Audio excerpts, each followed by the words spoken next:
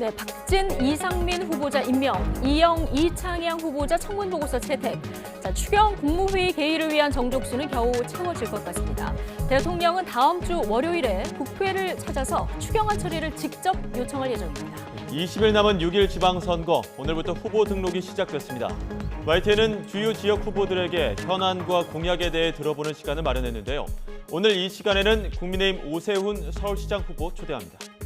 네, 밤사이 발표된 미국 소비자 물가지수 상승률, 시장 예상치를 웃돌았습니다. 미국 증시가 곧바로 반응했고 우리나라 금융시장도 휘청이고 있습니다. 잠시 뒤에 관련 내용도 짚어보겠습니다. 목요일 더 뉴스, 오늘의 주요 뉴스부터 정리해드립니다. 윤석열 대통령은 국회에서 인사청문 보고서가 채택되지 않은 박진 외교부 장관 후보자와 이상민 행정안전부 장관 후보자의 임명을 강행했습니다. 추경안 편성을 위한 새 정부 국무위원들이 참석하는 첫 임시국무회의는 잠시 뒤인 오후 3시에 열립니다. 김성회 대통령 비서실 종교다문화 비서관이 일본군 위안부 피해자를 비하하고 동성애를 혐오하는 표현을 썼던 사실이 확인돼 논란이 일고 있습니다. 부실 검증에 대한 비판이 커지는 가운데 대통령실은 조금 더 지켜보겠다며 유보적인 입장을 밝혔습니다. 6일 지방선거와 국회의원 보궐선거의 후보 등록이 오늘부터 시작됐습니다. 주요 후보들의 진용을 모두 갖춘 여야는 상대 당에 대한 공세 수위를 높이면서 본격적인 선거 태세로 들어갔습니다. 미국의 지난달 소비자 물가 지수가 1년 전보다 8.3% 오른 가운데 인플레이션이 장기화할 것이라는 전망이 나오고 있습니다. 국내 금융시장은 경기 악화에 대한 우려로 코스피가 2,600선 아래로 내려갔고 원달러 환율은 1,280원을 넘어섰습니다. 북한이 코로나19 감염자 발생을 처음으로 인정하고 비상방역 체계로 전환했습니다. 정치국 회의를 직접 주재한 김정은 국무위원장은 모든 시군을 철저히 봉쇄하라고 지시했습니다. 법원이 대통령 집무실 100m 이내도 집회, 시위를 허용하면서 용산 집무실 주변에 집회와 시위가 집중될 것으로 보입니다. 경찰은 대통령 경호 경비 업무와 집회, 시위를 모두 보장하는 방안을 마련하기 위해 고심하고 있습니다. 네, 윤석열 대통령 당선인이 오늘 일부 장관 후보자 임명을 강행했습니다. 추경안 편성을 위한 임시 국무회의를 앞둔 데다가 국정 공백이 있어서는 안 된다는 점이 고려된 것으로 보입니다. 대통령실 취재기자 연결합니다. 박사경 기자. 네, 서울 용산 대통령실입니다. 네, 자, 윤석열 대통령 오늘 국무회의를 위해서 일부 장관 후보자 임명을 할 것이다 이렇게 예상이 됐었는데요. 외교부 그리고 행안부 장관 후보자를 임명했군요. 네, 윤 대통령은 오늘 오전 외교부 박진, 행안부 이상민 후보자의 장관을 임명했습니다. 윤 대통령은 국회에서 청문 보고서가 채택되지 않은 후보자들의 임명을 밀어붙인 건데 한미정상회담이나 지방선거 등 현안이 시급하고 국정운영 기본이 되는 부처를 우선적으로 임명한 것으로 보입니다. 윤 대통령은 오늘 아침 출근길 기자들의 질문에 일부 장관 후보자를 임명할 계획이라고 밝혔는데요. 직접 들어보겠습니다. 대통령이 혹시 오늘 청문 보고서가 채택 안 된 장관도 임명하실 계획이 있으십니까? 오늘 일부만. 추가 경정 예산안 편성을 위한 첫 번째 임시국무회의가 오늘 오후에 열리는데요. 현재 국무회의는 구성원 과반 출석으로 개의할 수 있는데 대통령까지 11명이면 가능한 만큼 오늘 임명에는 개의 정족수도 고려됐습니다. 민주당에서 산자부 이창양 후보자와 중기부 이영 후보자의 청문 보고서를 채택해주기로 한 만큼 오늘 추가로 이 2명의 장관을 임명할 가능성도 있습니다.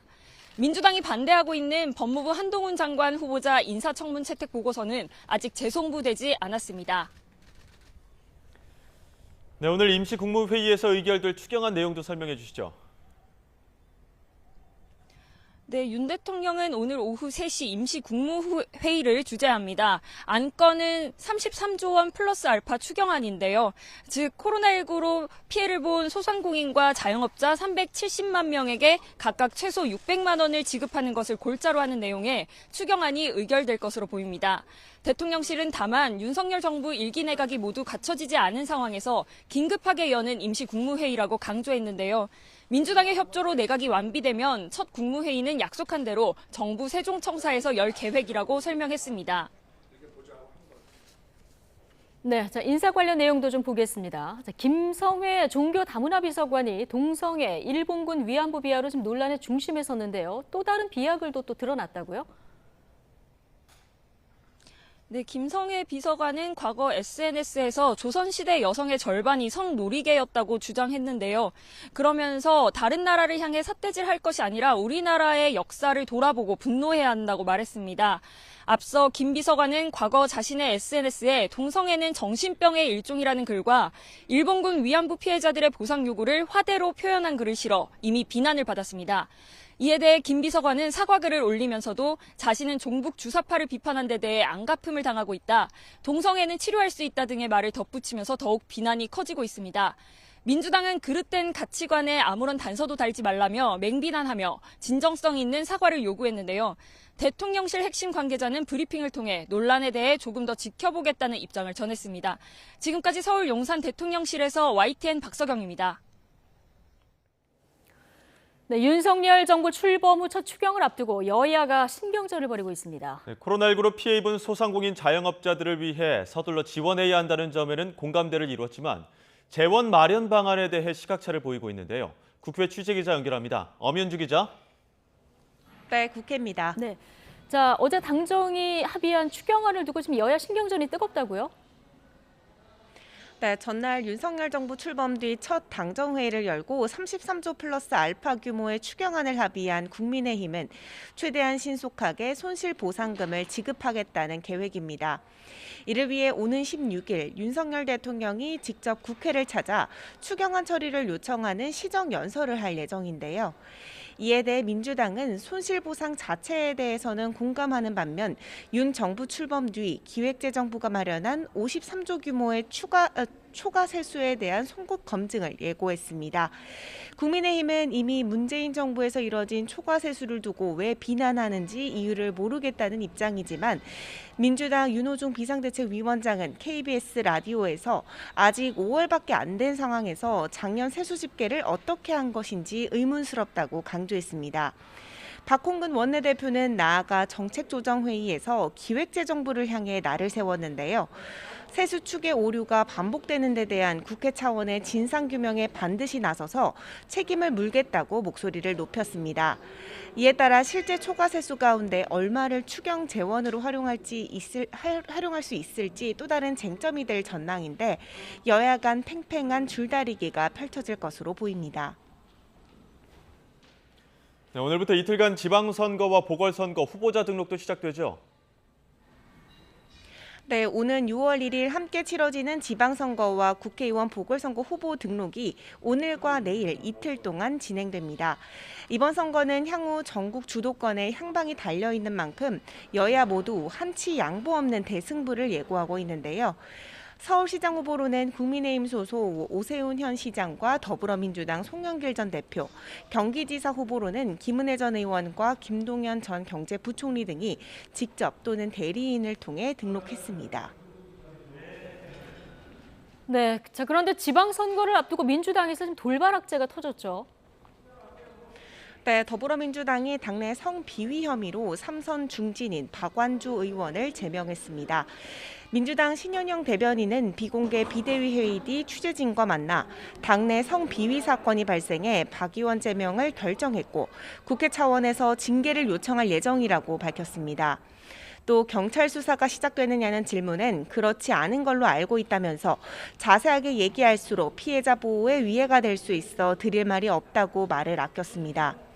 박 의원은 당 정책위의장을 지낸 86세대 운동권 출신 정치인으로 지난 2017년 대선에선 안희정 전 충남지사를 지지했던 옛 안희정계로 분류되는데요. 특히 지방선거를 불과 20여일 앞두고 여기에 후보 등록 첫날부터 민주당 내에서 또다시 성비위 사건이 드러나면서 큰 악재로 작용될 것으로 보입니다.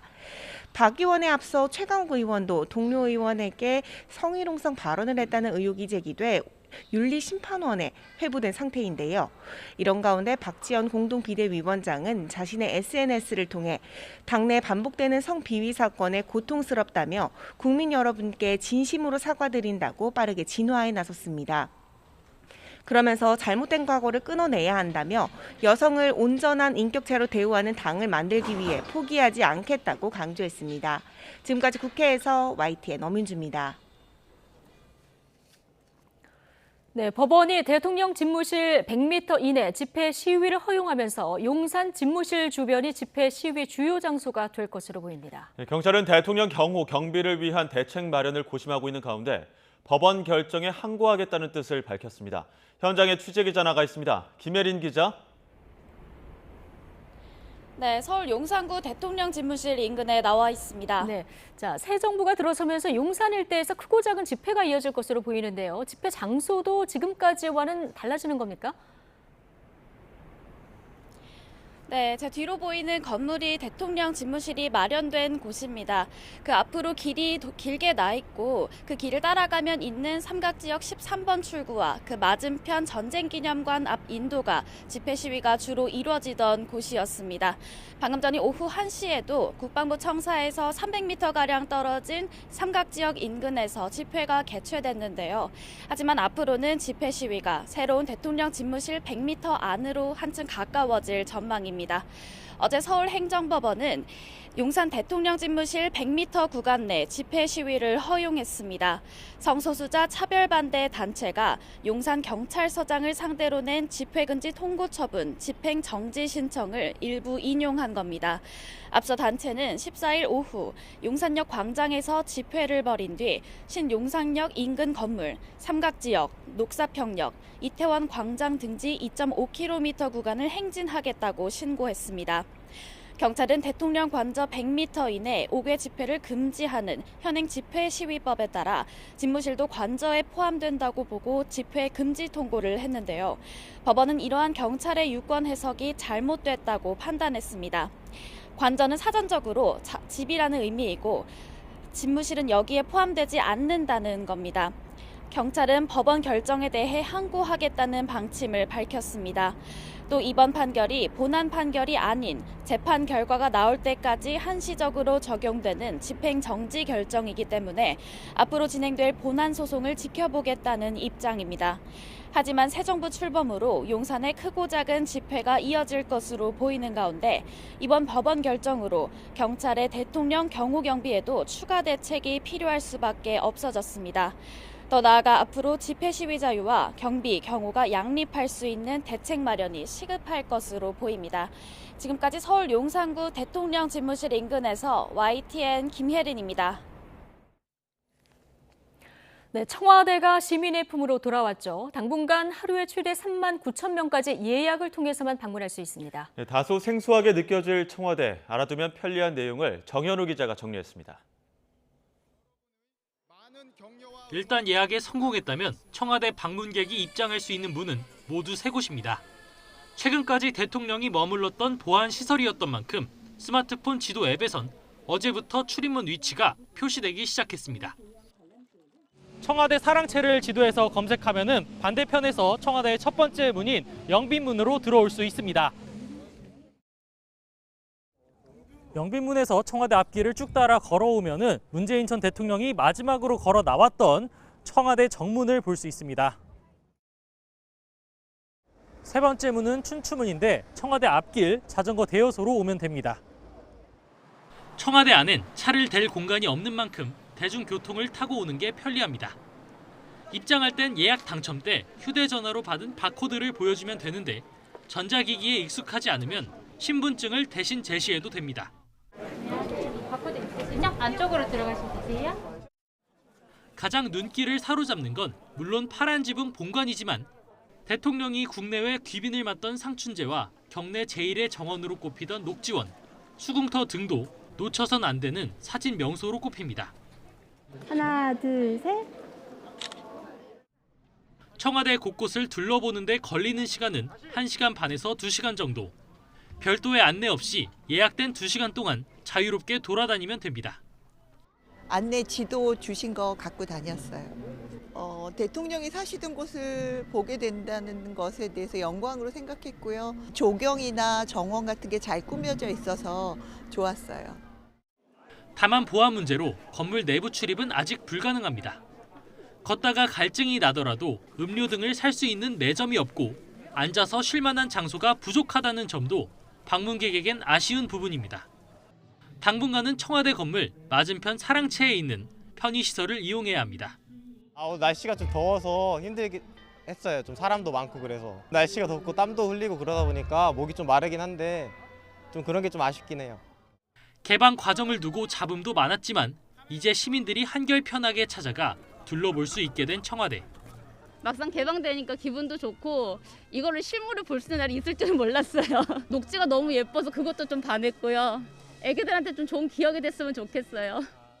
개방 행사 기간이 끝나는 오는 23일부터는 청와대 운영기획 추진위원회가 꾸려져 장기 관리 방안을 논의할 예정인 가운데 앞으로 어떤 공간으로 탈바꿈할지 시민들 눈길이 쏠리고 있습니다. YTN 정윤우입니다. 청와대 국민 개방이 시작된 가운데 관람 신청 접수가 연장됩니다. 대통령실은 오늘 0시를 기준으로 청와대 관람 신청이 231만 명을 돌파했다면서 국민의 뜨거운 관심에 따라 다음 달 11일 관람분까지 관람 신청을 더 받는다고 밝혔습니다. 오는 22일부터 다음 달 11일까지 청와대를 관람하고 싶은 국민은 오늘 낮 12시부터 네이버와 카카오톡, 토스의 청와대 개방 홈페이지를 통해 접수할 수 있습니다. 쾌적한 관람 환경과 불편 최소화 등을 고려해 오전 7시부터 오후 7시까지 2시간 단위로 6,500명씩 하루 3만 9천 명으로 입장을 제한합니다.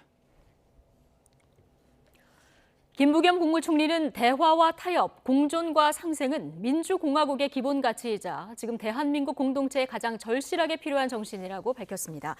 김 총리는 오늘 이임식에서 나의 생각, 성별, 세대, 출신 지역이 다르다고 서로 표는 다르고 적으로 돌리는 공동체에는 민주주의, 공화주의가 설 자리가 없다면서 이같이 말했습니다. 이어 빈부격차가 줄지 않고 탐욕이 모든 것을 정당화하면서 승자가 모든 것을 독식하고 수도권만 잘 살고 경쟁만이 공정으로 인정받는 사회는 결코 행복하지도 또 지속 가능하지도 않다면서 이것이 바로 공동체의 위기라고 지적했습니다. 공직선거법 위반 혐의로 재판에 넘겨진 무소속 이상직 의원이 유죄가 확정돼 의원직을 상실했습니다. 대법원은 이상직 의원의 상고심 선고 공판에서 선거법 위반 혐의를 유죄로 인정해 징역 1년 4개월에 집행유예 2년을 선고한 원심을 확정했습니다. 재판부는 원심의 판단에 법리 오해 등의 잘못이 없다고 밝혔습니다. 앞서 이 의원은 21대 총선을 앞둔 지난 2020년 2월부터 선거 캠프 관계자들과 함께 더불어민주당 후보 경선 승리를 위해 당비를 내는 권리당원들에게 일반 시민인 것처럼 거짓으로 여론조사에 응답하도록 권유, 유도한 혐의를 받습니다.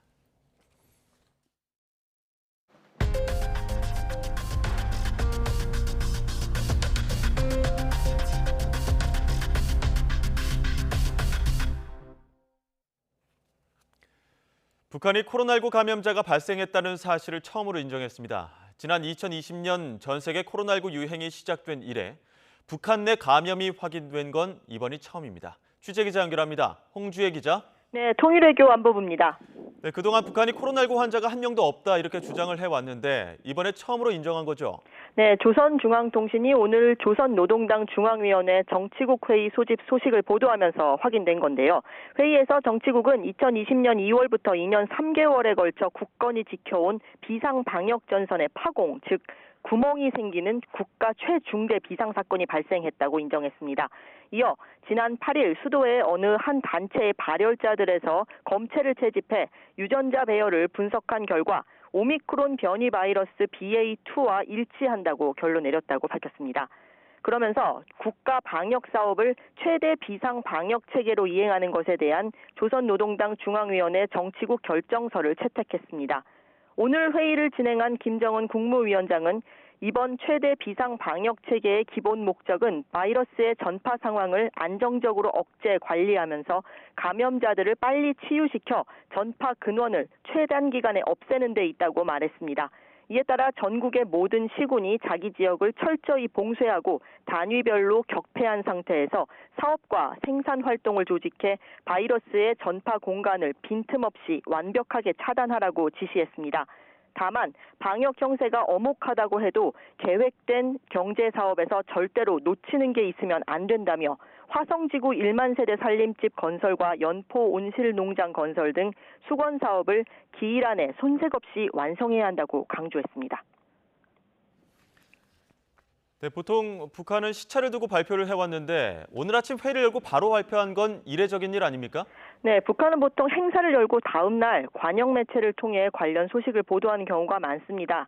그런데 이번처럼 아침에 회의를 열고 곧장 회의 결과를 보도하는 건 굉장히 흔치 않은 일입니다. 그만큼 북한이 현 상황을 엄중하게 인식하고 있는 것으로 풀이됩니다. 시급히 비상 방역 체계로 전환해야 바이러스 차단과 통제가 더 쉬울 것으로 판단하고 관련 소식도 바로 알렸다는 해석이 나오고 있습니다. 북한은 전 세계적으로 코로나19 백신 접종을 아직 시작조차 하지 않은 국가로 분류됩니다. 공식적으로 반입된 백신도 전무합니다. 앞서 시노백뿐만 아니라 아스트라제네카 백신 등이 북한에 배정되기도 했지만 모두 거절했습니다. 대신 코로나19 확산 초기인 재작년 1월부터 국경을 굳게 닫았습니다. 그러다 올해 1월 신의주와 중국 단둥으로 가는 북중 화물열차 운행이 재개됐는데 최근 중국의 코로나19 상황이 악화하며 이마저도 잠정 중단된 상태입니다. 지금까지 통일외교안보부에서 전해드렸습니다. 북한이 처음 코로나19 감염자 발생을 인정한 가운데 윤석열 대통령 측은 인도적 지원은 예외라고 말했습니다. 대통령실 핵심 관계자는 정확한 입장은 아니지만 윤 대통령이 인도주의적 차원의 북한 지원에 대해서는 예외로 생각하는 것으로 한다고 밝혔습니다. 이후 대변인실에서는 공지를 통해 이는 다분히 원론적 입장임을 다시 한번 밝힌다고 전했습니다. 코로나19 신규 확진자는 35,906명으로 전날보다 8천여 명 줄었습니다. 전반적인 감소세가 이어지면서 일주일 전 같은 요일보다는 6천여 명 줄었습니다.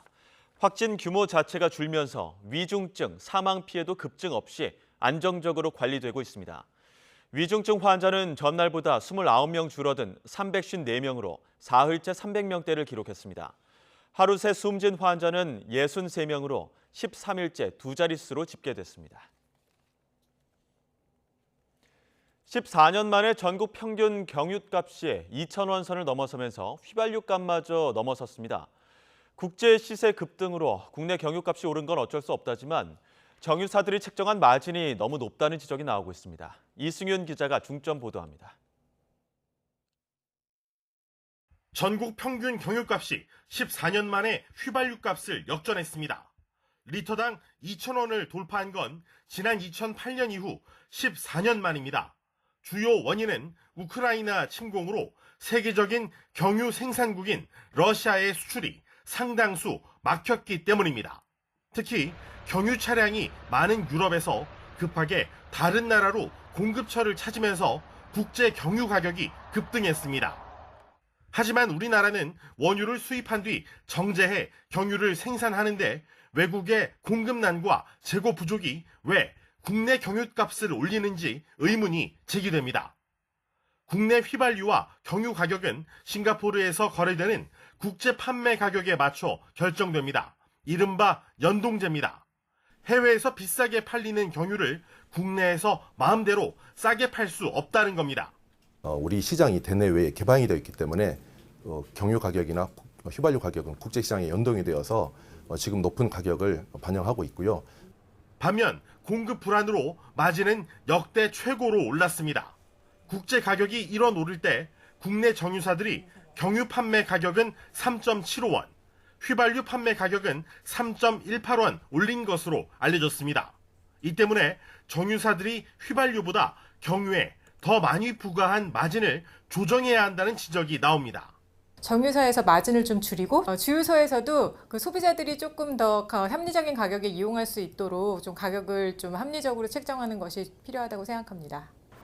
국제 유가 급등 등 인상 요인이 있을 땐 빨리 오르고 인하 요인이 있을 땐 느리게 내리는 주유소 판매 가격의 비탄력성도 경유값 고공행진을 부채질하고 있습니다. 대안은 있습니다.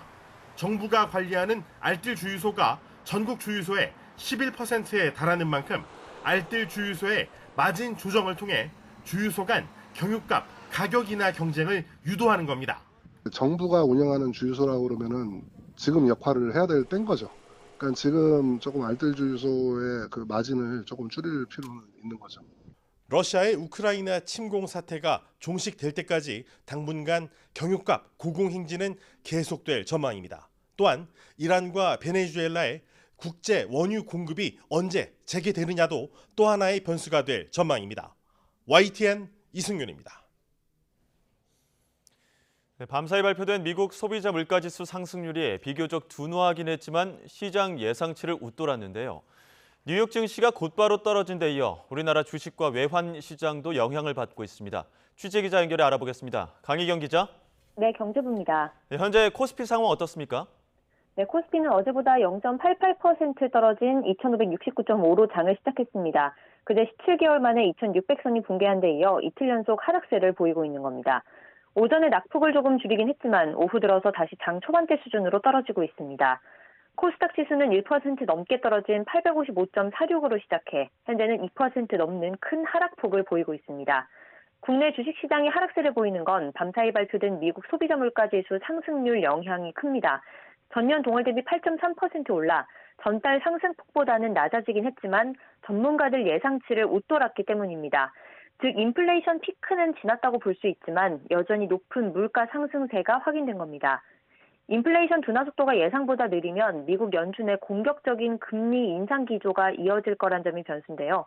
이에 따라 투자 심리가 위축되면서 뉴욕 증시도 밤사이 줄줄이 하락하며 마감했고 국내 주식시장도 불안한 추이를 이어갈 것으로 보입니다. 환율은 여전히 상승세입니다. 원달러 환율은 어제보다 7.2원 오른 달러당 1282.5원의 거래를 시작했고 현재는 1290원에 육박한 수준까지 올랐습니다. 인플레이션 우려가 다시 시장을 짓누르면서 위험자산 선호 심리가 약해진 것으로 풀이됩니다. 이번에 미국 소비자 물가를 보면 서비스 품목 관련 물가도 오르는 등 현재 인플레이션이 우크라이나 사태뿐 아니라 광범위한 영역에 걸쳐 일어나고 있다는 점이 특징인데요. 전문가들은 이에 따라 인플레이션 불안 심리가 진정되고 시장이 안정을 찾기까지는 시간이 더 걸릴 것으로 내다보고 있습니다. 지금까지 경제부에서 YTN 강희경입니다. 네, 듣고 오신 것처럼 앞서 국내외 경제 소식 짚어봤는데요. 보다 구체적으로 하나하나 살펴보겠습니다. 경제부 조태현 기자 나와 있습니다. 어서 오십시오. 네, 안녕하세요. 앞서 미국 소비자 물가 상승률 네.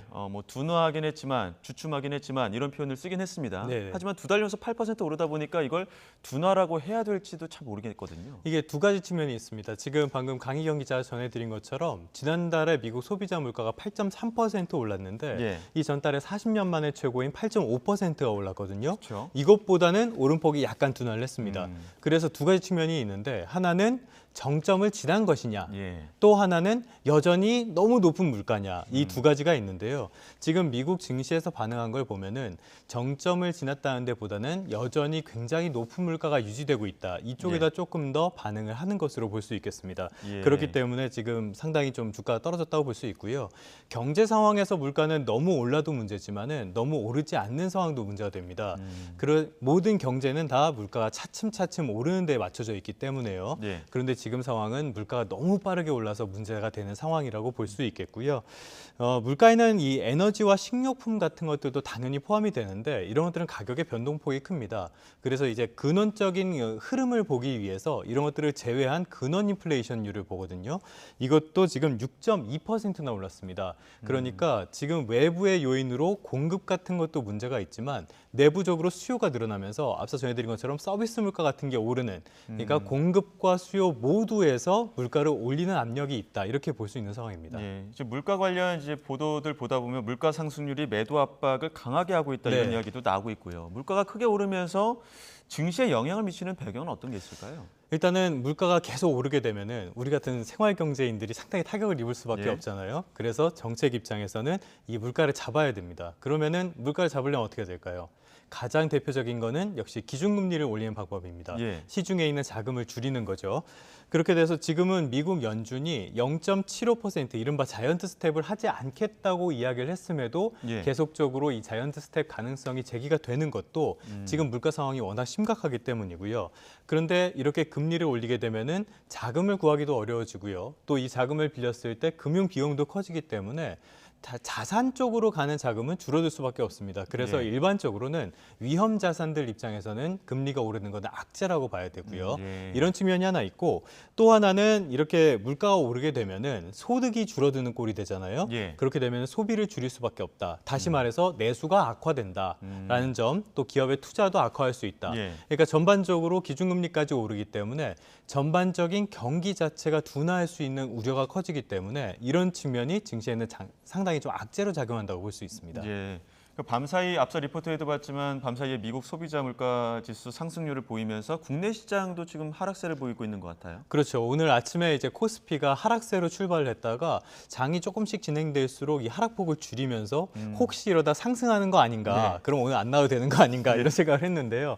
결국에는 지금 다시 낙폭을 좀 확대하고 네. 있습니다. 한 1% 가까이 하락하고 있는데 그래서 이제 지금은 2,600선을 아래를 좀 밑도는 모습 계속 예. 이어지고 있고요. 지금 가장 큰 문제라고 본다면 역시 수급 상황을 볼 수 있겠는데 외국인 자금이 계속적으로 빠져나오고 있습니다. 지금 최근 들어서 계속 개인은 순매수를 하고 있고요. 기관과 외국인은 계속 순매도를 하면서 특히 외국인의 순매도세가 이어지면서 지금 주가가 계속 하락하는 모습이라고 볼 수 있겠습니다. 예. 앞서 말씀하셨지만 다시 오름세를 보이는 것 아닌가 이런 네. 상황 분석도 조금 해주셨습니다. 전망은 어떻습니까? 전망은 일단 지금 상황을 조금 분석을 하고 넘어야 될 것 같습니다. 예. 우리나라 국내 기업들이 지난 1분기에 상당히 좋은 실적을 달성을 했어요. 예. 어려운 여건 속에서도 수출 같은 걸 통해서 좋은 실적. 특히 우리나라 대표 기업이라고 하면 삼성전자를 들 수 있을 텐데 예. 삼성전자가 1분기에도 역대 최대 매출액을 나타냈고 2분기 이후로도 계속 최대 매출 실적을 달성할 것으로 보고 있는데요. 주가는 좀 떨어지는 그렇죠. 것 같습니다. 주가가 지금 연초와 비교하면 한 15% 정도 떨어진 모습을 볼 수 있죠. 예. 그러니까 기업의 주가가 기업의 실적을 따라가지 못하고 있다는 뜻이 됩니다.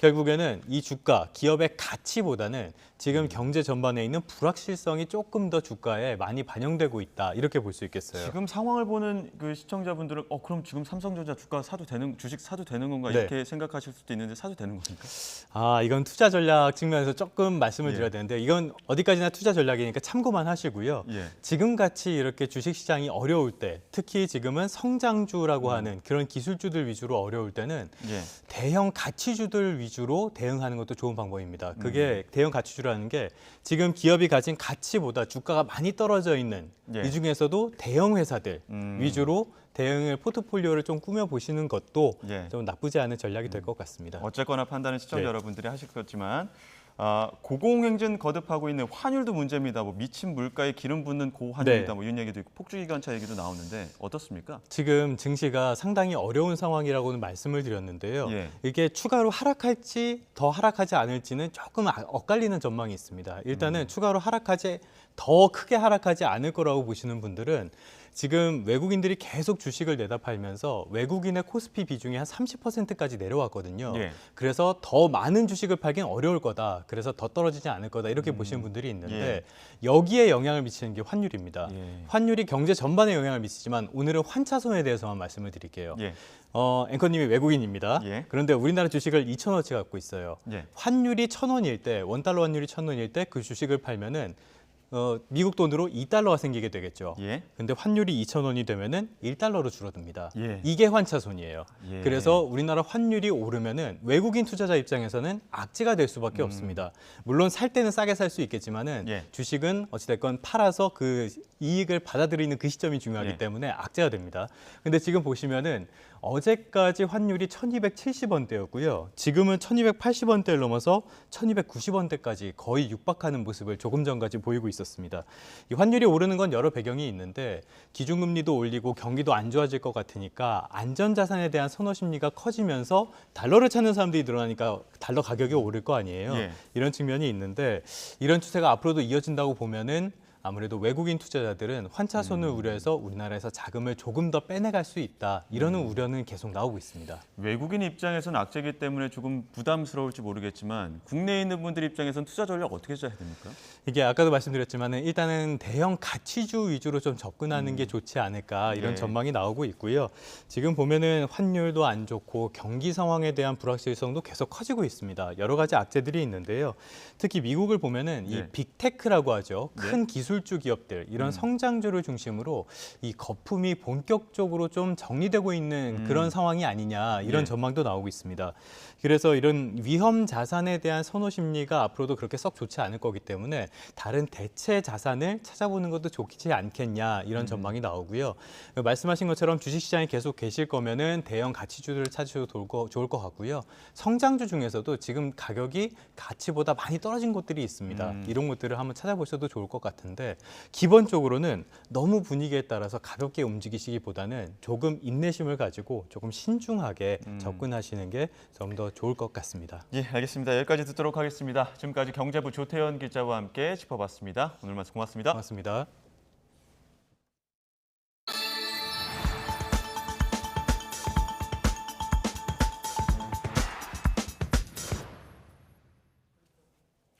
사회적 거리두기가 해제되면서 대학 축제가 다시 열리고 있습니다. 코로나19 확산 이후 무려 3년 만인데요. 학생들은 마스크를 벗고 함께 몸을 부대끼며 일상의 귀환을 만끽했습니다. 윤성훈 기자의 보도입니다.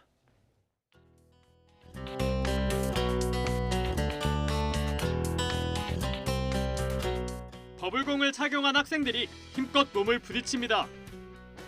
튕겨나가고 바닥에 굴러도 웃음이 터집니다. 친구 몸에 더 많이 붙이려고 쉴 새 없이 공을 던지고 고깔 모자를 푹 눌러쓰고 엉거주춤 나아갑니다. 직접 이렇게 나와서 체험 같은 것도 하고 하니까 코로나 이전으로 조금 일상이 회복된 그런 느낌도 받을 수 있었던 것 같아요. 건물 높이만한 거대한 미끄럼틀엔 타려는 학생들이 길게 줄을 섰고 전통 의상을 차려입고 학교 곳곳을 다니며 사진을 찍기도 합니다. 이전 학년까지 코로나 때문에 축제랑 다른 활동들 하기 힘들었다고 들었는데 이번에 입학해서 축제 경험할 수 있어서 기쁘고요. 오랜만에 축제를 준비하느라 애를 먹었지만 즐거워하는 교우들의 모습에 보람을 느낍니다. 세 개 학번이 이제 축제를 경험해보지 않았다 보니까 이제 그런 부담감을 이기는 것도 어려웠고 다 같이 힘을 합쳐서 축제를 만들 수 있어가지고 정말 기쁘고 또 차구들이 많이 즐겨주셔가지고 정말 뿌듯합니다. 신이 난 건 학생들만이 아닙니다. 축제에서 빠질 수 없는 게 먹거리일 텐데요. 오랜만에 열린 대면 축제에 푸드트럭 상인들도 모처럼 눈코 뜰 새 없이 바쁩니다.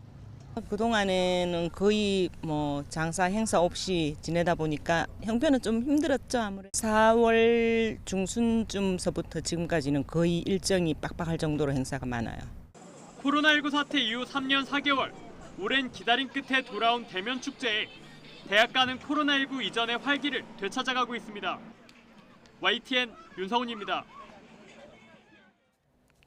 네, 5.18 진상규명조사위원회가 조사 활동에 착수한 지 오늘로 만 2년이 됐습니다. 위원회는 대국민 보고회를 열고 북한 특수군이라는 의혹이 제기됐던 김군의 신원을 비롯해서 지금까지 제대로 알려지지 않았던 다양한 내용을 공개했는데요. 자세한 내용 취재기자 통해서 들어보겠습니다. 윤혜리 기자. 네, 사회일부입니다. 예, 자, 오늘 발표된 조사 내용 좀 정리해 주시죠. 네, 오늘 5.18 진상규명조사위는 대국민 보고회를 열고 조사 활동 2년의 성과를 설명했습니다. 그동안 위원회는 계엄군 840명의 증언을 비롯해 1,500명 이상의 피해자와 목격자 진술을 확보했는데요. 안보지원 사령부와 국가정보원, 미국 정부 등을 통해 수만 건의 자료를 넘겨받아 분석하기도 했습니다. 먼저 조사위는 그동안 일부에서 제기했던 북한 특수군 개입설은 허구라고 다시 한번 밝혔습니다. 다큐멘터리 영화 김군에 등장하고 지만원 씨가 북한 특수군으로 지목한 인물이 살아있다는 것도 확인했습니다. 김군으로 알려졌던 차복한 씨의 이야기 직접 들어보시겠습니다. 아닌 것을 꼭 기다고 우기는 사람들이 있어서 난 그게 좀 마음에 안 들었었어요. 그래서 그건 아니다. 아닌 건 아니다고 얘기를 해야만이 되는 것 같아서 아니다고 저는 증명하기 위해서 한번 여기 왔어요. 이외에도 민간인 학살 사건의 피해자 신원을 추가로 규명했는데요. 효덕 초등학교 삼거리에서 사망한 또 다른 김군의 신원을 포함해 계엄군 저격수에 의해 장갑차 위에서 사망한 청년, 민주화 운동 당시 현장에서 사망했던 무명 열사 3명의 신원까지 확인한 겁니다. 조사위는 또 계엄군 성폭행 사건에 대한 의미 있는 제보와 증언을 확보했고 피해자에 대한 지속적인 인권 탄압, 작전에 투입된 계엄군의 경찰의 피해 상황 등도 조사 중이라고 밝혔습니다. 발포 명령과 관련해선 1980년 5월 20일 광주역 주변 집단 발포 당시 제3공수여단장 최모 씨가 권총 3발을 공중에 발사하는 등의 현장 지휘가 있었다는 진술을 확보해 진위 여부를 확인하고 있다고 설명했습니다. 네, 아직 남은 과제도 있는 거죠? 네, 그렇습니다. 조사위원회는 처음에 3년 안에 모든 조사 활동을 마무리하고 6개월 안에 종합보고서를 제출할 계획을 세웠는데요. 현재 조사 달성률은 50% 수준에 머무르고 있습니다. 조사 대상자가 크게 늘고 자료의 왜곡과 변조가 심했던 점, 핵심 인사들의 사망 등이 이유로 꼽힙니다. 따라서 위원회는 법에서 허락한 기간을 최대한 활용하는 한편 이후에도 위원회 활동에 대한 지속적인 관심과 함께 적극적인 지원을 요청했습니다. 지금까지 사회 일부에서 전해드렸습니다.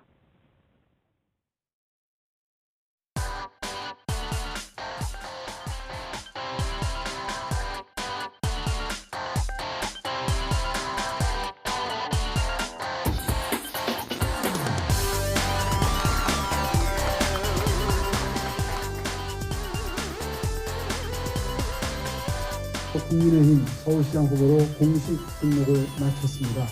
다시 시민 여러분들의 선택을 받아 앞으로 4년간 제대로 일할 기회를 얻기 위해서 승부의 장으로 이제 나아갑니다.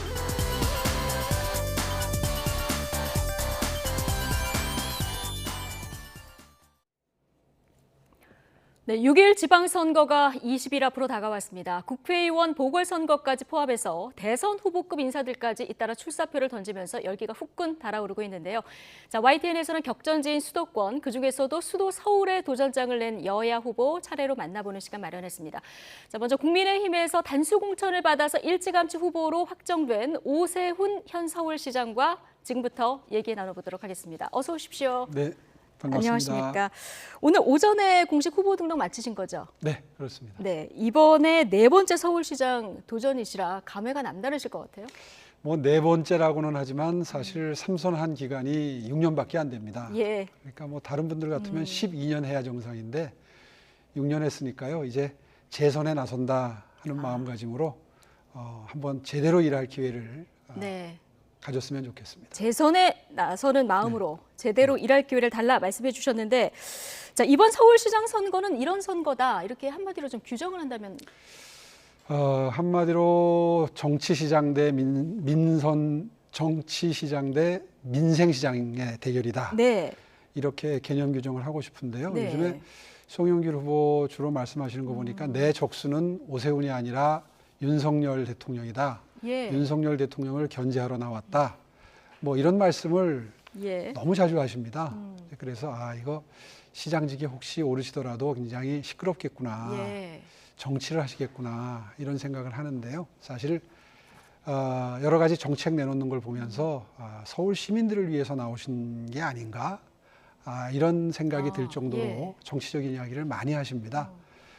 저는 서울 시민 보듬는 그런 시장 되겠다 하는 결심입니다. 한마디로 구도를 요약하면 정치시장 대 민생시장이 될 것이다 이렇게 요약을 하신 거죠? 네, 그렇습니다. 예. 후보 등록을 첫 일정으로 구로구 개봉동을 찾으셨습니다. 네. 예, 이유가 있으십니까? 그 단독주택 재건축 사업을 하는 그 동네인데요. 16년 동안 정체 상태라고 그럽니다. 네. 주거 환경은 매우 열악하고요. 뭐 불이 나도 소방차 한 대 진입하기 어려운 아주 골목을 오늘 돌고 왔는데요. 네. 강남 지역이 아닌 비강남 지역 중에 서남권, 동북권, 서북권 이런 그 주거 환경이 열악한 곳을 상징하는 곳을 찾았습니다. 앞으로 그런 동네에서 열악한 주거 환경 속에 지내시는 분들 문제 조속히 해결하겠다 하는 뜻을 담고 또 제1호 공약이 취약계층 4대 보호 정책입니다. 네. 1호 공약이 그런 그 의미 있는 지역을 선택을 해서 구로구 개봉동을 찾았습니다. 네.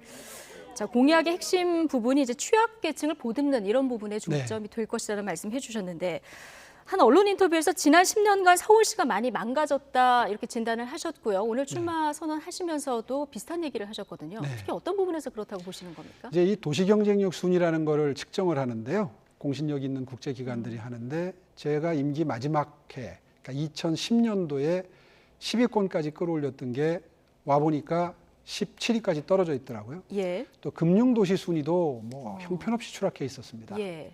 10위권에서 뭐 20위권까지 떨어졌다 지금 좀 올라가는 중인데요. 이럴 정도로 그게 이제 경쟁력 지수라는 게 일자리 창출, 좋은 양질의 일자리 창출하고 직결되는 거거든요. 예. 그런 의미에서 서울을 빨리 다시 원상태로 끌어올리겠다. 그런 관점에서 많이 망가져 있다. 이런 표현을 쓴 거고요. 예. 두 번째는 그 시민단체를 표방하고 있지만 본질은 관변단체인 단체들에게 돈이 너무 많이 갔습니다. 그동안에. 예. 조 단위가 갔는데요. 사실 그분들은 시민단체다 이렇게 자부를 하시지만 서울시에서 나가는 위탁수수료나 보조금 없이 한 달도 버티기 어려운 그런 단체들을 시민단체라고 하지는 않죠. 예. 어떻게 보면 서울시 산하단체라고 볼 수 있는데 본질적으로는 구청 직원이나 산하단체가 할 수 있는 일을 별도의 단체들을 또 만들어서 시민단체를 지원한다 이런 모양으로 그것도 수천억씩 이렇게 조 단위의 돈이 갔다는 건 이건 분명히 세금이 잘못 쓰인 거죠. 더군다나 시민들은 그 돈의 씀씀이를 체감하지 못하셨습니다. 그동안 10년 동안. 잘못 쓰인 거죠.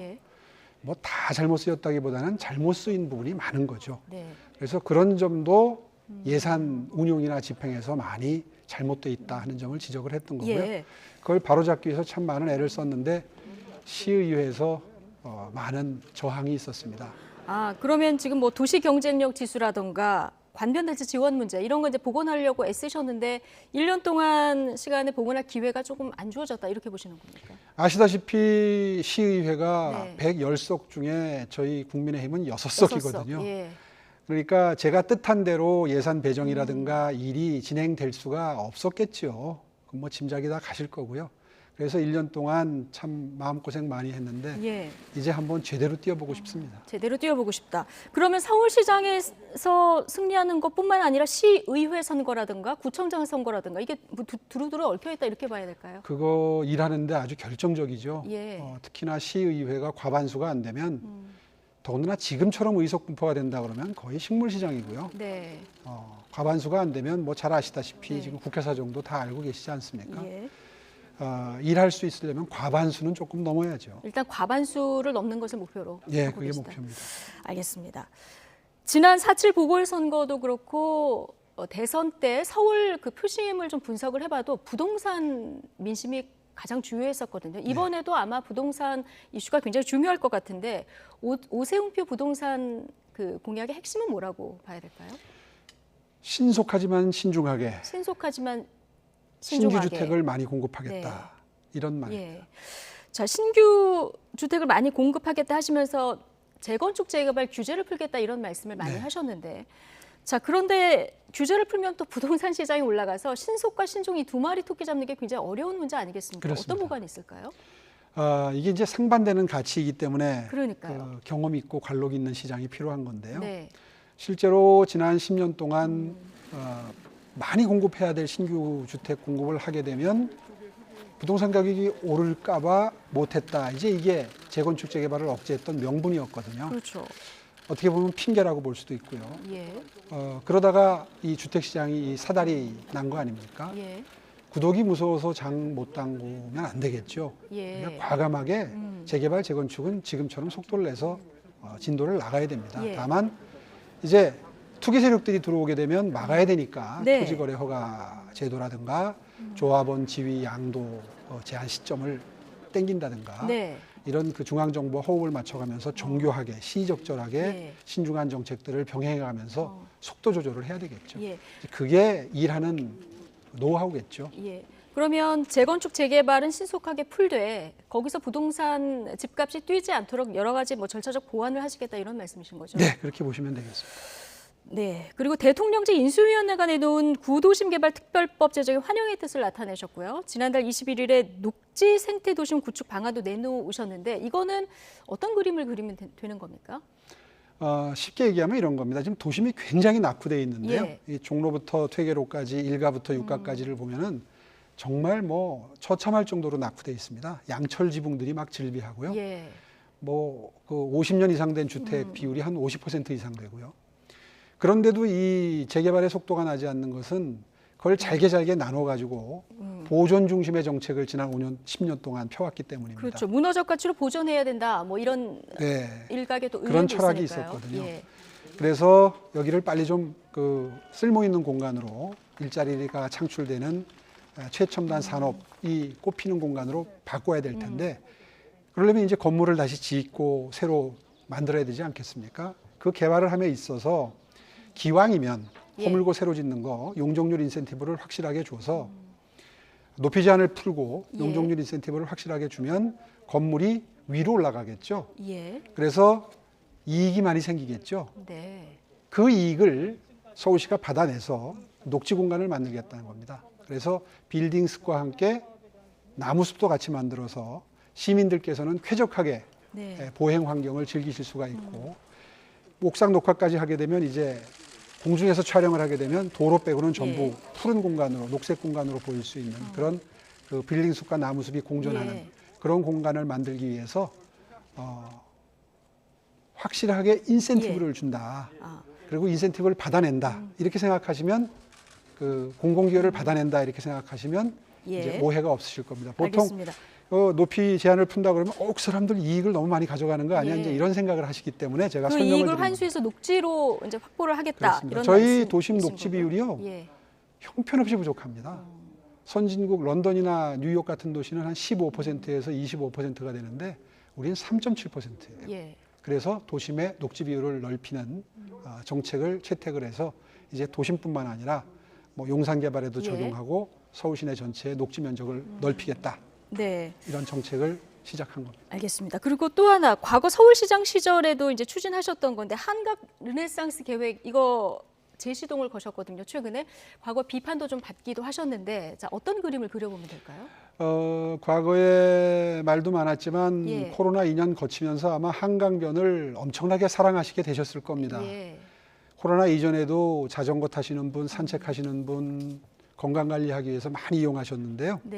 아마 코로나 2년 동안 여기가 없었으면 어땠을까 할 정도로 정말 뭐 지금은 발 디딜 틈이 없죠. 그거를 이제 서울 시내 전역으로 확대돼서 한강에는 약 330km에 이르는 아주 그 실핏줄 같은 실개천, 소하천들이 존재합니다. 여기를 전부 어떤 뭐 테라스 카페나 들어가서 맘 놓고 건강 관리도 하실 수 있고 여가 시간도 즐길 수 있는 외국에 여행 가면 왜 보셨던 수변 공간 카페처럼 그렇게 만들어서 시민들의 공간으로 만들어 드리겠다는 겁니다. 그게 이제 한강 르네상스 시즌 2, 지천 르네상스, 수변 감성 도시 프로젝트 뭐 이런 것들이 다 그 한 묶음입니다. 그렇군요. 이것도 뭐 도시 경쟁력을 높이는 이런 차원이다 이렇게 보면 될 것도 같은데 자, 그런데 한강 주변은 굉장히 좋아지겠습니다만은 이제 부동산 양극화 문제도 발생할 수 있고요. 자, 이런 문제들은 어떻게 해결해 나가실 계획이십니까? 우리에게는 정말 좋은 미천이 이 수변 공간하고 내사산, 외사산과 같은 주변 산지들이죠. 그래서 거긴 이제 둘레길을 만들어 놨죠. 그래서 이제는 옛날하고 달라서 역세권만 있는 게 아니라 수세권, 숲세권, 또 공원 근처에 집이 있으면 그 굉장히 그 주거의 가치가 올라가잖아요. 이렇게 해서 서울 시내 전체 우리가 가지고 있는 가장 훌륭한 천혜의 자원들을 최대한 생활 속에서 즐기고 누릴 수 있는 공간으로 만들어가는 도시 공간 구조 개편을 본격적으로 시작을 하겠다는 겁니다. 알겠습니다. 자, 상대당 후보 얘기 조금만 해보겠습니다. 오늘 후보 등록일인데 벌써 신경전이 굉장히 뜨겁습니다. 앞서 정치시장 대 민생시장의 대결이 될 것이다 이렇게 얘기했는데요. 송영길 후보는 지난 1년 동안 그림만 그렸다. 오히려 오세훈 시장, 서울시장 할 때 서울시도 빚이 많이 늘었다 이렇게 지금 얘기를 하고 있거든요. 그 빚이 많이 늘었다는 거는 곧 사실이 아니 밝혀졌고요. 박원순 시장께서 초기에 오세훈 시장 진 빚을 내가 갖고 있다 막 이런 주장을 많이 하셨어요. 그런데 그때 설명을 드렸다시피 택지 개발하느라고 이제 땅을 사들이는데 돈이 들어갔던 거고요. 그 개발했던 땅을 팔아가지고 오히려 돈을 많이 벌어들였죠. 그래서 이제 빚을 많이 갚을 수 있었습니다. 이제 그걸 뒤늦게 송영길 후보께서 요즘에 네. 제가 저도 인천시에 빚이 많이 늘은 걸 알고 있거든요. 예. 이제 그걸 지적했더니 아마 이제 반대 논리로 그런 말씀을 하시는 것 네. 같은데 인천시는 정말 빚이 많이 늘었습니다. 9조에서 13조까지 늘었는데 근데 또 그건 숨은 빚이 드러난 거다 이렇게 말씀하시던데요. 글쎄 뭐 나중에 다 예. 토론 때 밝혀질 텐데요. 네. 본인이 빚 많다는 걸 알고 취임하셨어요. 그래서 예. 자꾸 전임 시장이 만들어 놓은 빚이다 그러시는데 알고 취임하셨거든요. 전임 시장에 빚 많은 걸 공격하고 시장이 되셨어요. 그럼 예. 빚 갚아야 되는데 오히려 늘어났거든요. 네. 근데 중요한 것은 빚이 문제가 아니라 그분 임기 말에 공약 이행률이 15%로 임기를 마무리하셨습니다. 예. 매니페스토 실천본부에서 지자체장들 평가하는 게 있는데 그 공약 이행률 15%는 정말 낮은 겁니다. 보통 지자체장들의 공약 이행률은 최소한 7, 80% 넘거든요. 네. 15%는 정말 납득할 수 없는 수치입니다. 네. 이제 그래서 그 실패한 인천시정을 가지고 어떻게 서울시정을 돌보시겠느냐 예. 이제 이런 말씀을 드리는 겁니다. 알겠습니다. 송영길 후보 1호 공약에 유엔 제5본부를 서울에 유치하겠다 이런 공약이거든요. 이건 오세훈 시장이 앞서 좀 안타까워하셨던 도시 경쟁력을 높일 수 있는 방안일 것도 같은데요. 자, 이건 어떻게 보십니까? 글쎄요. 그게 과연 1호 공약감일까요?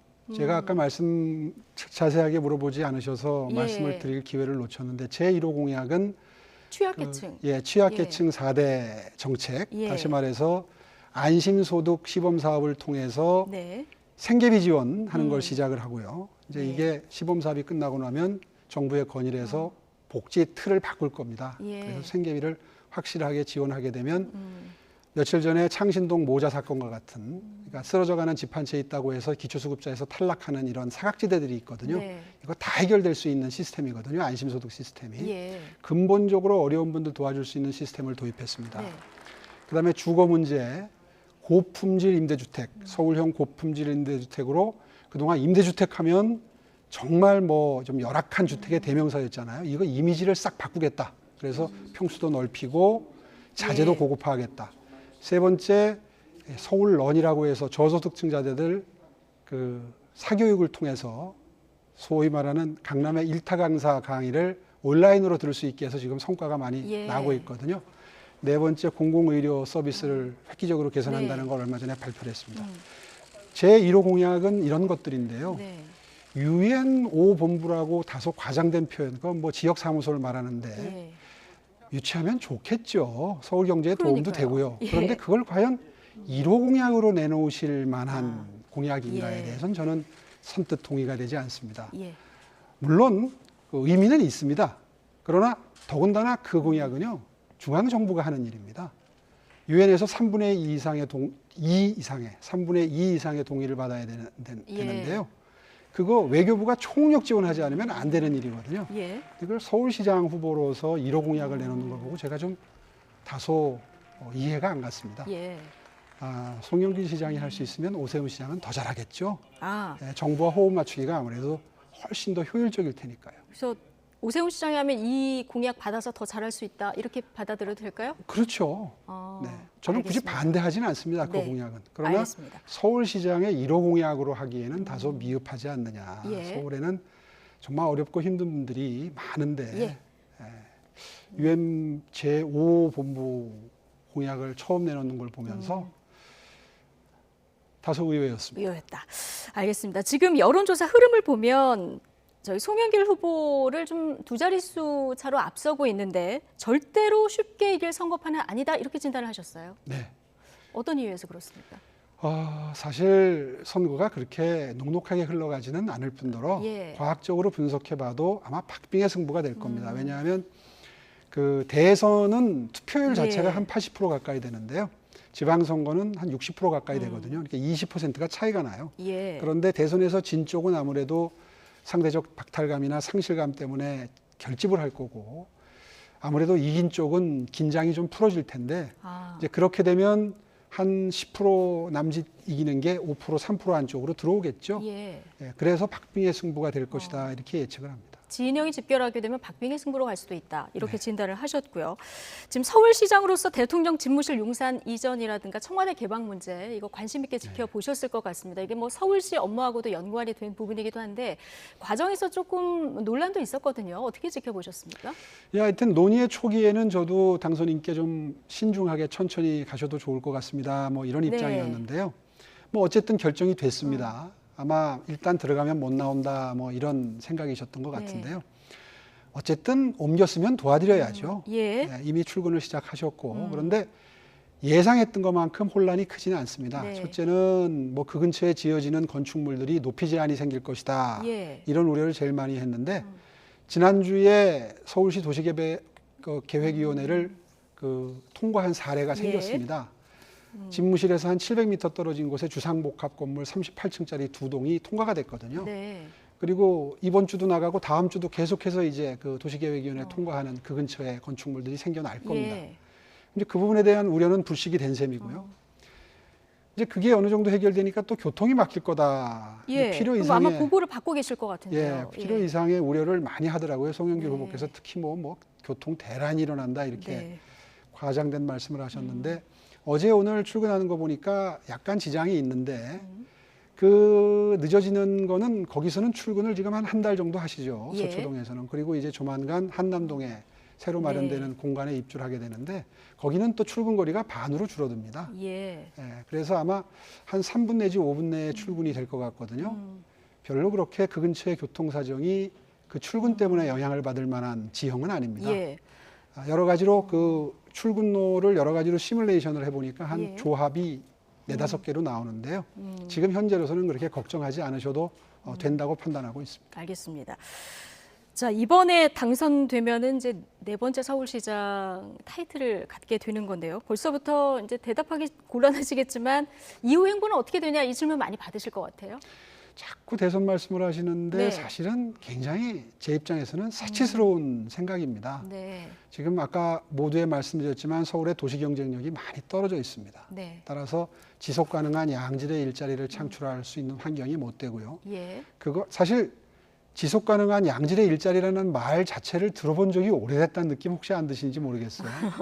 그동안에 문재인 정부 5년 동안 일자리 하면 세금으로 만드는 공공일자리를 뜻하는 걸로 변질이 돼버릴 정도로 양질의 일자리 얘기가 사라졌는데 이제 드디어 서울에서 그런 일자리를 만들어내야 되겠고요. 더군다나 오늘 1호 공약으로 그렇게 말씀을 드린 것처럼 서울에는 약 89만 가구에 복지 사각지대에 놓여 있는 시민들이 있습니다. 그분들 어떻게 챙기느냐 정말 중요합니다. 이거 반드시 해내겠습니다. 알겠습니다.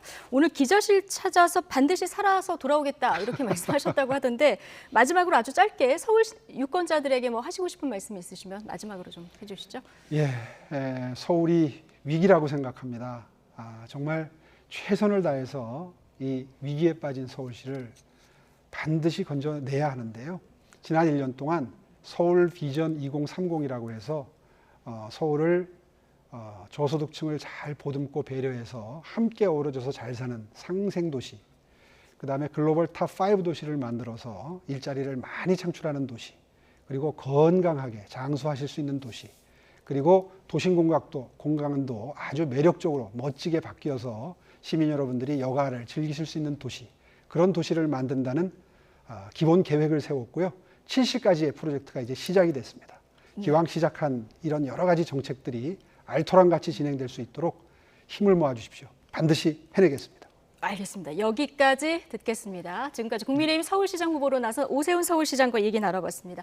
오늘 고맙습니다. 고맙습니다.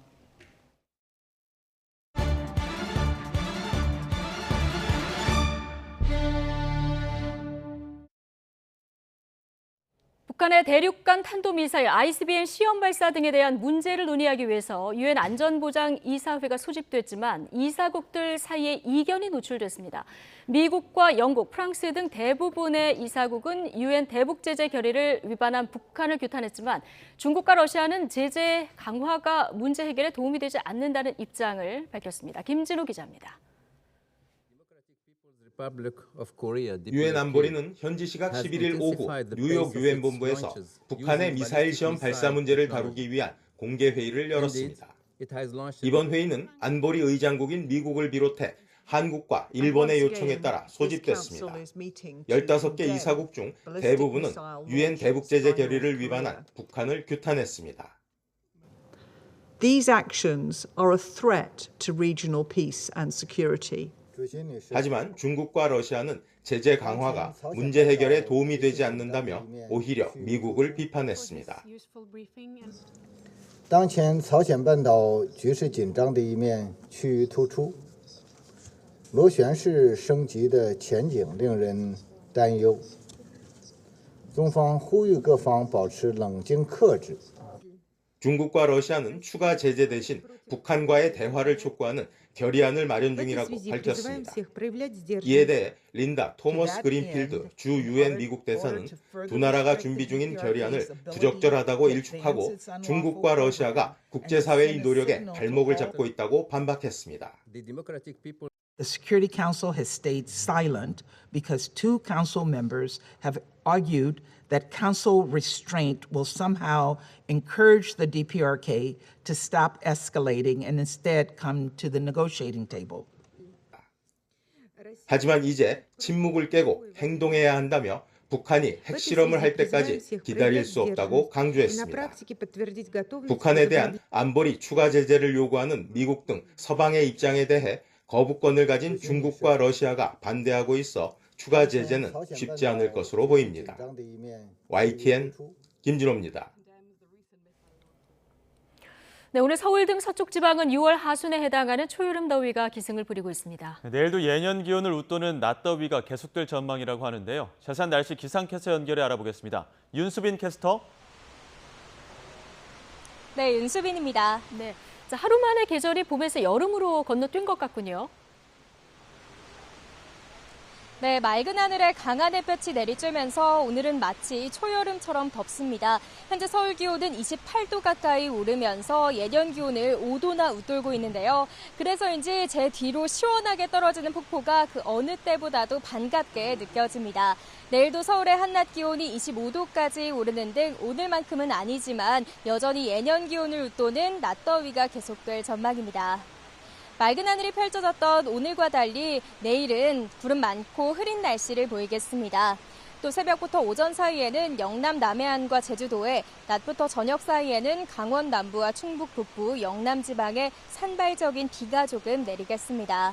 내일 아침 기온은 오늘과 비슷하거나 조금 높겠습니다. 내일 아침 기온 서울 16도, 광주 17도, 대구는 15도로 출발하겠고요. 내일도 서쪽 지방은 서울과 대전 25도로 예년보다 더운 날씨가 이어지겠습니다. 반면 동풍의 영향을 받는 동해안 지방은 속초 15도, 포항은 17도에 머무르며 선선하겠습니다. 다가오는 주말에는 전국적으로 맑은 날씨를 회복하겠고요. 한낮 더위가 누그러지고 예년 이맘때 기온을 회복할 전망입니다. 낮 동안 강한 햇볕이 내리쬐면서 자외선도 강하고요. 오존 농도도 점차 높아질 것으로 보입니다. 오존은 마스크로도 걸러낼 수 없으니까요. 볕이 가장 강한 시간대인 오후 2시부터 5시 사이에는 되도록이면 장시간 야외 활동을 자제해 주시기 바랍니다. 지금까지 YTN 윤수빈입니다. 동성애는 정신병, 위안부 피해자 보상 요구는 밀린 화대. 조선 여성 절반이 성누리개. 자, 입에 담기도 좀 부적절해 보이는 이 말, 대통령실 종교다문화 비서관의 과거 SNS 글입니다. 사과를 하긴 했는데 해명으로 내놓은 말이 그래도 지구는 돈다. 논란에 기름을 부었는데 잠시 뒤 여야 의견 들어보겠습니다. 더 뉴스 2부로 돌아오겠습니다.